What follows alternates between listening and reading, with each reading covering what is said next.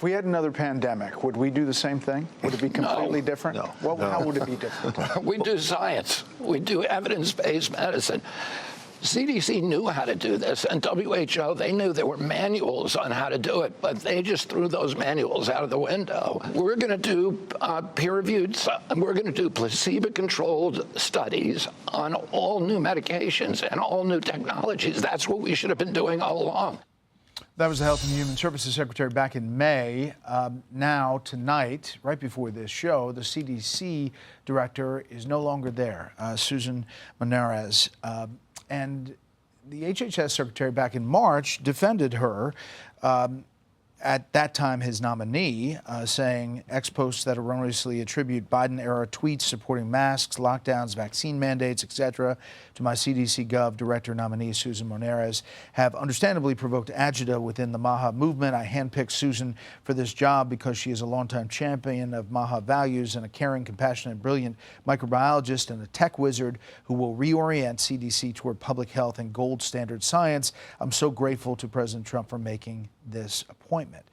Only a month in, she is now out, and that's not all. As the show has gone on, we've heard of more resignations.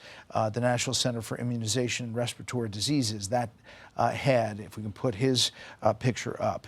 Also, the CDC medical officer has resigned at this hour, and the head of Zoonotic Division also resigning from CDC. So it is happening, and we're getting wire reports right now during the show saying that some of them are citing overstatement of risks of vaccines and the CDC budget cuts in resignation letters that are coming out.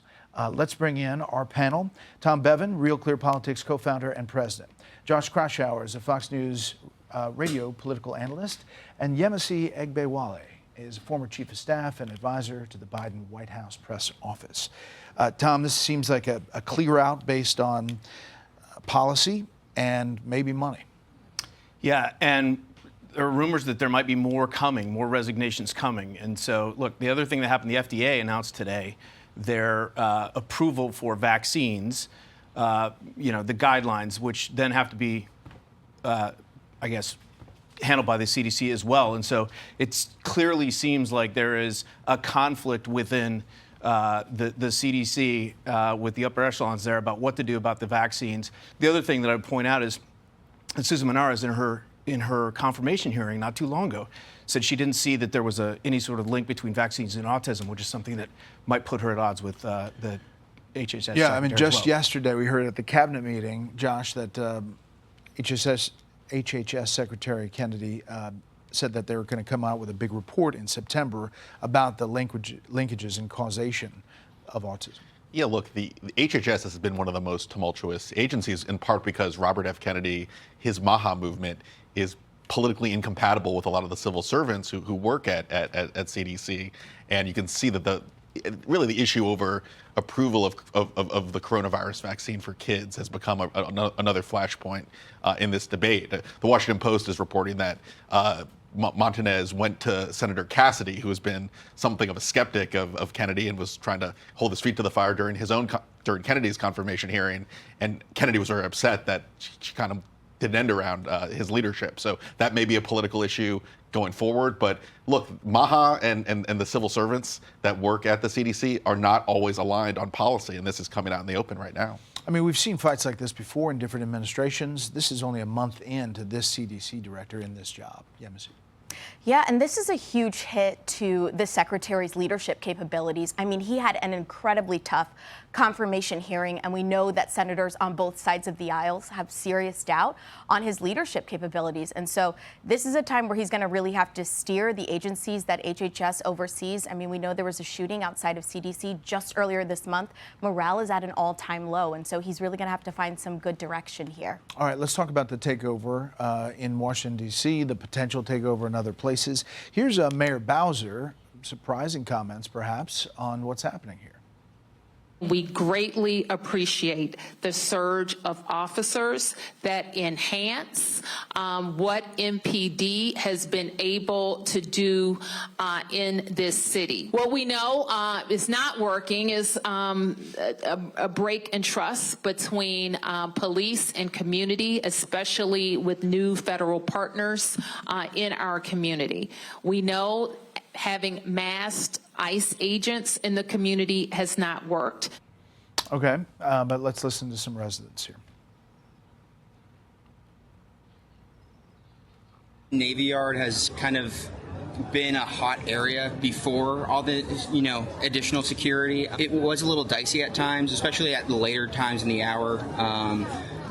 I would see fights break out whenever I was just walking home, but now it's a lot more quiet. I welcome it, and I think it's a great idea. And I have noticed that they have been cleaning some of the graffiti off in some of the areas, like on the highways and that kind of stuff. What about the fallout of all this, Tom? Well, we just had a poll come out yesterday, the AP polls. 81% of people think that crime is a problem in major problem in urban areas. Trump's approval rating on crime was 54% in that poll. In the Harvard-Harris poll, it was 51%, his highest rating of any of the issues that they questioned voters about. So I think what you saw from the mayor, which she said is a bit surprising, I think that's her responding to her constituents. She's hearing from people who are saying that, especially in the areas where crime is the worst, that they feel safer. And that's not a bad thing. Democrats have managed to box themselves in on another 80-20 issue and are trying to find a way out. And I think the mayor has recognized that, and she's obviously in the middle of it. Josh, that AP poll, we referenced it on the big board, the 81% is a major problem, minor problem, 18%, 1% not a problem. And then you look at the other poll in there about federal interventions in large cities, we could put that up. And basically people they think it's okay to have military National Guard assist local police, but not take control. They like the local departments. Yeah, what's interesting is that Mayor Bowser is actually a tough on crime moderate compared to the city council in Washington, D.C. that went so far to the left on the issue of crime that even Joe Biden's administration basically rebuked the city and did similar interventions in preventing a law from getting passed that would actually reduce penalties for criminals. Look, I think the sweet spot is helping law enforcement do their jobs, having more money, having more police in the city.